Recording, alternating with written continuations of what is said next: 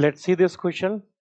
इस क्वेश्चन में हमें दिया है 4 wires made of same material are stretched by same load.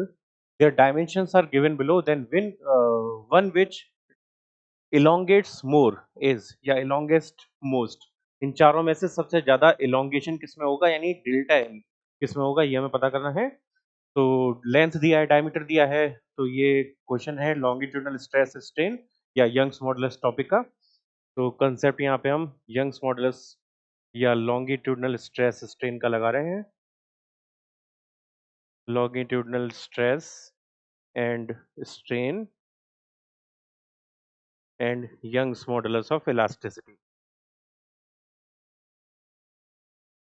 Okay, तो सेम मटेरियल है, तो यहाँ पे y दोनों का सेम, y सबका सेम होगा।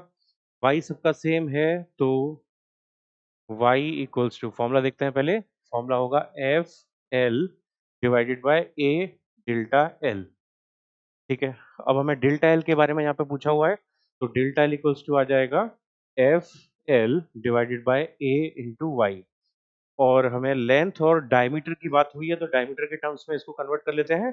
तो एरिया को हम डायमीटर के टर्म्स में कन्वर्ट करेंगे, तो एरिया का formula pi D square by 4, ये लगा देते हैं क्रॉस सेक्शनल एरिया। तो ये हो जाएगा 4 FL divided by pi D square into Y.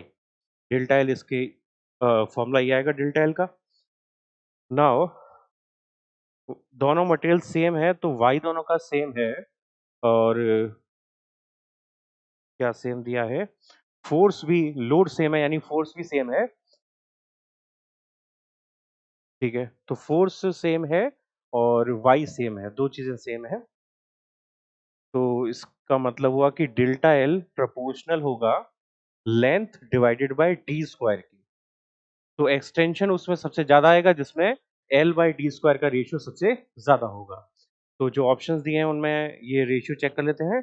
पहला ऑप्शन है 1 मीटर डायमीटर 1 मिलीमीटर, तो ऑप्शन ए के लिए लगाएं से।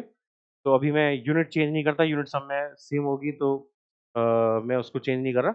लेंथ 1 दी थी, डायमीटर भी 1 दी थी, तो 1 का स्क्वायर ये प्रोपोर्शनल टू 1 आ गया। बी के लिए मैं एग्जैक्ट सॉल्यूशन नहीं कर रहा, यहाँ पे कांस्टेंट क्या आएगा वो देख रहा हूँ बस। लेंथ 2 डायमीटर 2, तो इसको भी सॉल्व करेंगे तो 2 डिवाइडेड बाय 4, यानी ये 1/2 के फैक्टर आएगा यहाँ पे 1/2 का। ऐसे सी के लिए चेक करते हैं। सी के लिए 3 एंड 3, यानी 3 डिवाइडेड बाय 3 का स्क्वायर 9, यानी 1/3 का फैक्टर आएगा यहाँ पर। और डी के लिए देखें तो 0.5 एंड 0.5, तो 0.5 यानी 1/2 डिवाइड बाय 0.5 यानी 1/2 का स्क्वायर यानी 1/4, तो ये हो जाएगा 2, 2 का फैक्टर।